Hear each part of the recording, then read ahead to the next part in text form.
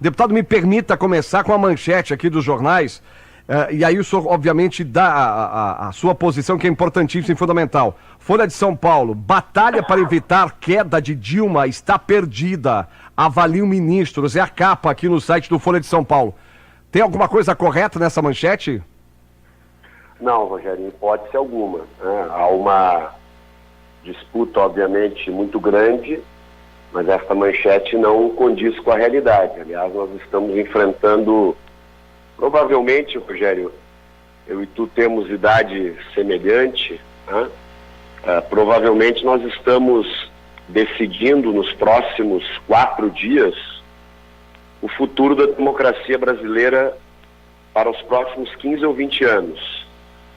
Um grupo político que não conseguiu ganhar eleições desde outubro de 2014, tenta de todas as formas inviabilizar o governo da presidenta Dilma, tenta impedi-la de governar, cria um ambiente de instabilidade no país, tem trabalhado muito pela divisão do Brasil, porque eu sempre digo isso, Rogério, no contrato da democracia, nós temos que respeitar as regras fundamentais, e para isso a sociedade amadurece. Então, por mais disputada que seja uma eleição, e pode ser para uma prefeitura, para um governo de estado ou para o governo do país, todos nós estamos sempre preparados porque conhecemos a regra do jogo. Sabemos que se perdermos uma eleição por 2% dos votos, por 1%, às vezes numa prefeitura de interior por dezenas ou centenas de votos,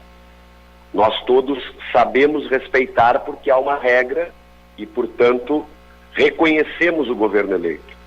A oposição está quebrando esta regra. E a votação indireta para presidente da República, com o objetivo de levar Michel Temer, que é alguém que, se disputasse uma eleição hoje, teria talvez 1 ou 2% dos votos dos brasileiros, colocar Michel Temer na presidência, mais grave, colocar Eduardo Cunha na vice-presidência da República. É uma violência e um crime contra a democracia brasileira. Nós vamos ter uma sequela muito negativa no país se isto ocorrer. Eu estou trabalhando para que não ocorra, com todo o respeito às pessoas que criticam o governo da presidenta Dilma. Que não se trata de um momento para debater qual é o melhor governo, se o governo está errado nisso, certo naquilo. Nós não estamos diante de uma eleição, nós estamos diante da possibilidade de um golpe de Estado.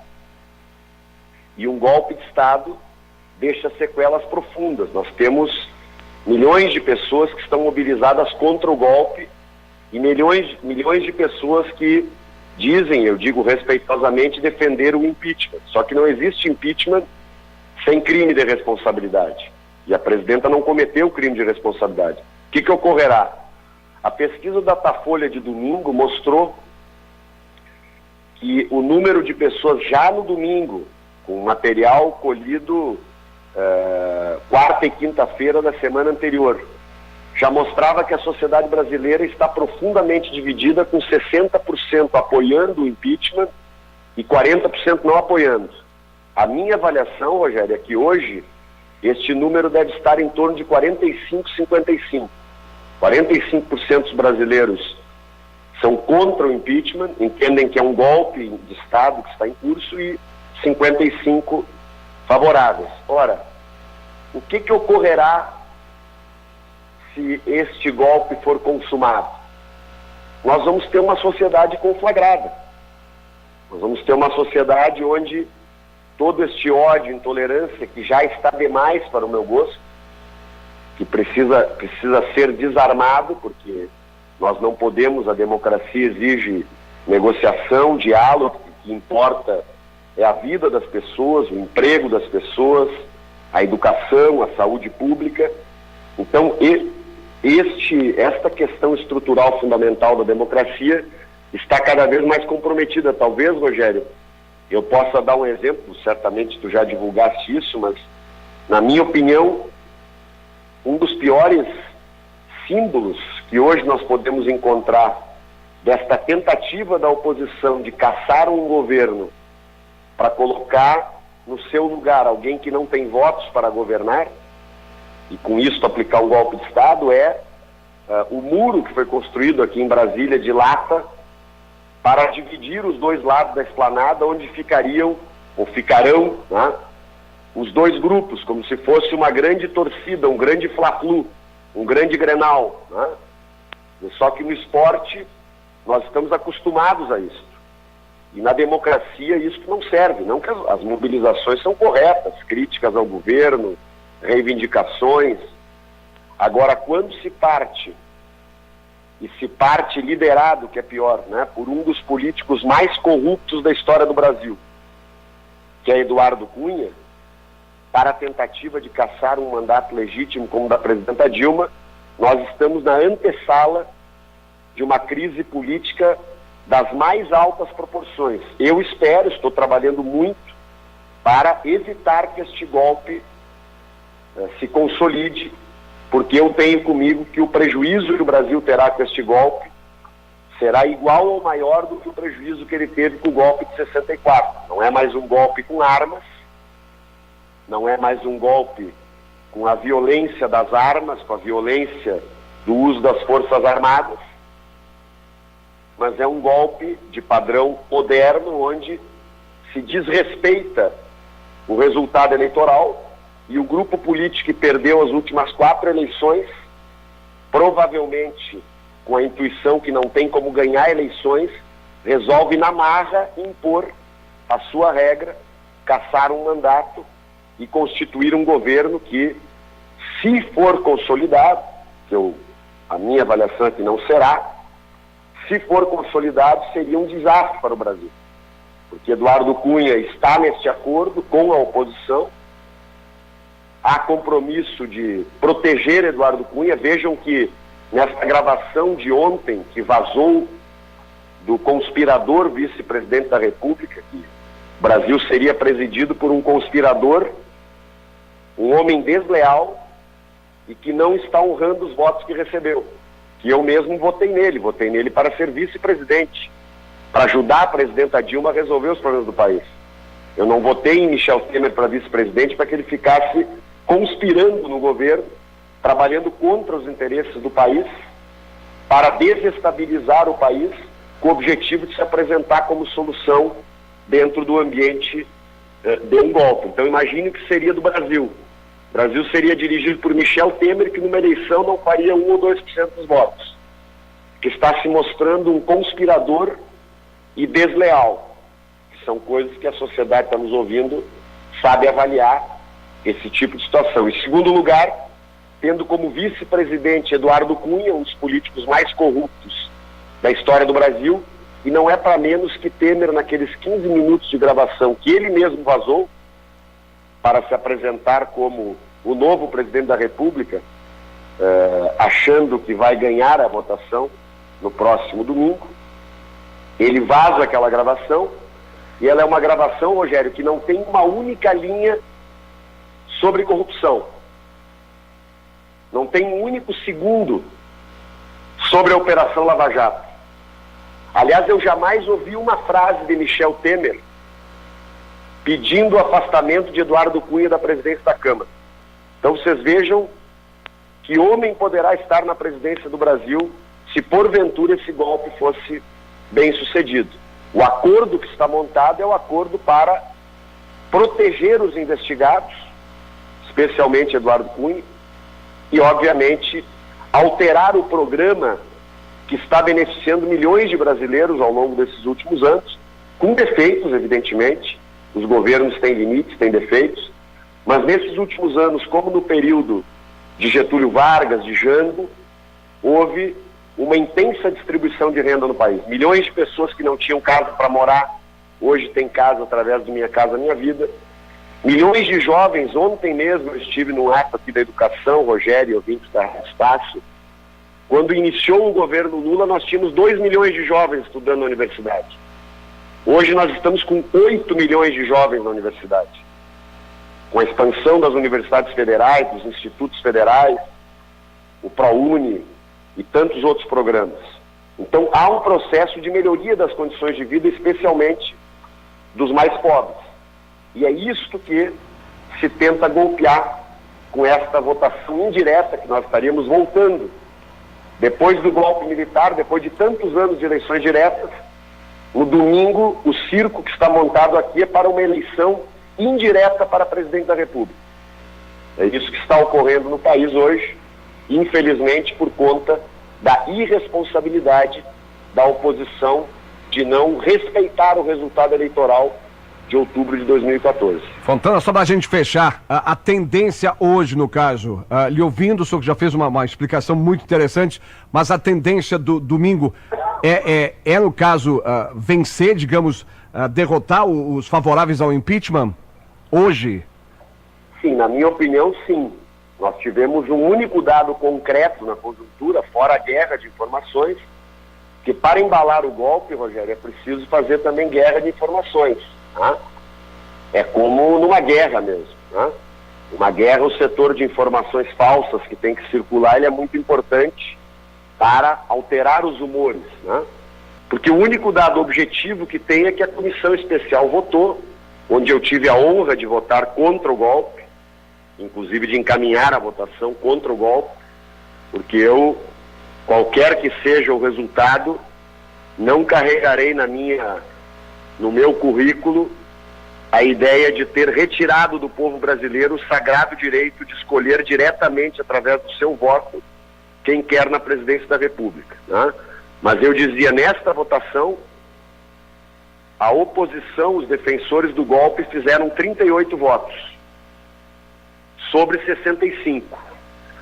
Se tu fizeres uma regra de 3, 38 sobre 65 equivale a em torno de 300 sobre 513.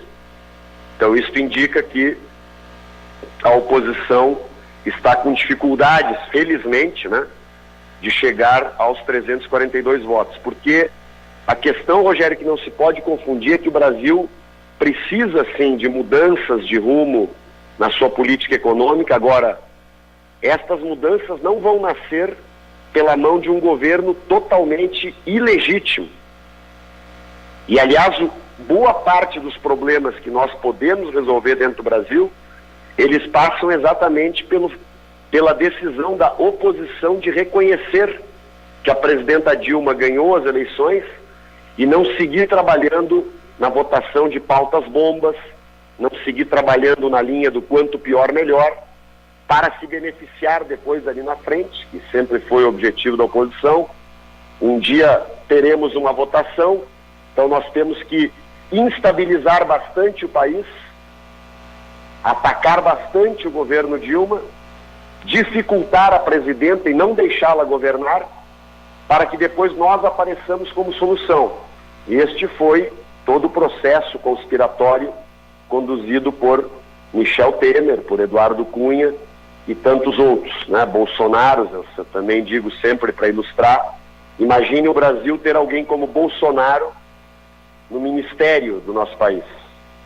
É uma pessoa que destila ódio, intolerância, que é incapaz de um diálogo construtivo com partes diferentes, que tem uma postura absolutamente autoritária. Este é o Brasil que pode nascer domingo. E eu tenho medo deste Brasil.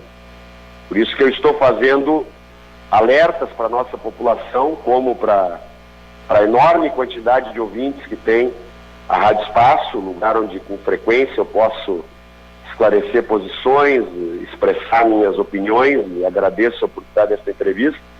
E eu peço especialmente para aqueles que estão contrários ao nosso governo, que compreendam o valor da democracia, porque o debate não é governo versus oposição. O debate é a defesa da democracia ou a aplicação de um golpe e a ruptura da Constituição brasileira. É isso que nós estamos debatendo neste momento.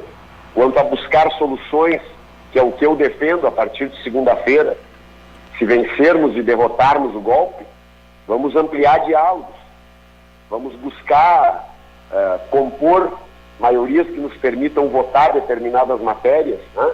Eu espero que daí, neste caso, a oposição encerre o terceiro turno, que fazem 18 meses, Rogério, ouvinte do Espaço, que a oposição não reconhece o resultado da eleição, desrespeita o resultado da eleição e disputa continuamente um terceiro turno, ou seja, Numa democracia é preciso ter tempo para disputar e tempo para governar.